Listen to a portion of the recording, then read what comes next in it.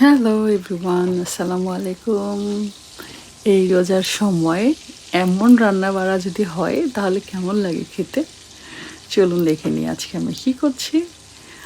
এইখানে হচ্ছে বাটারের মধ্যে আমি টমেটোটা ফ্রাই করে নিচ্ছি। এটা অয়েল দিয়েও হবে, বাটার দিয়েছি আর কি।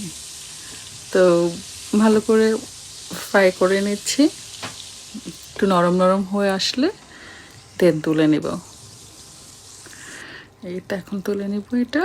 আর এই অয়েলের মধ্যেই আমি কুচি কুচি করা করলা দিয়ে দিচ্ছি, লাইক ফ্রাই করার মতো একদম ফ্রাই করে নিব।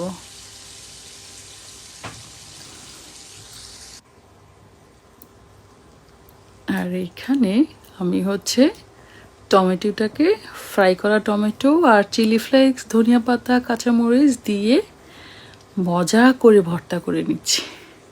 আর এই চেরি টমেটোটা অনেক মজা হয়, গোল টমেটোটাও মজা হয়। এটা একটু মিষ্টি মিষ্টি সুইট সুইট তো ওই তো হয়ে গেল।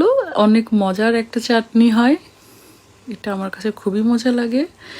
আর এই দিকে আমি হচ্ছে করলাটাকে ভেজে তুলে নিয়ে এখন আবার ওই প্যানের মধ্যে পেঁয়াজ কাঁচামরিচ দিয়ে ভালো করে ফ্রাই করে নিচ্ছি। ফ্রাই করে দেন হচ্ছে গিয়ে আমি সেই করলাটাকে এখানে দিব।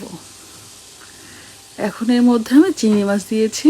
চিংড়ি মাছ না থাকলেও সমস্যা নাই, এটা কিন্তু তাও মজা হয়। বাট আমি চিংড়ি মাছ দিয়ে একটু সল্ট দিয়ে ভালো করে ভেজে দেন হচ্ছে করলাটাকে এটার সাথে মিক্স করে ভাজা ভাজা করে নিচ্ছি। মূলত হচ্ছে এটা করলা দো পেঁয়াজা। করলাটাকে আগে ভেজে দেন এটাকে মাখায় নিচ্ছি। অসম্ভব রকমের টেস্ট হয় এই কারি। আর রোজার সময় তো এটা কথাই নাই। এই ভাজিটা মানে এখানে কোনো পানি দেওয়া যাবে না, এইভাবেই করতে হবে। খুবই মজাদার, খুবই ইউনিক লাগে। আল্লাহ।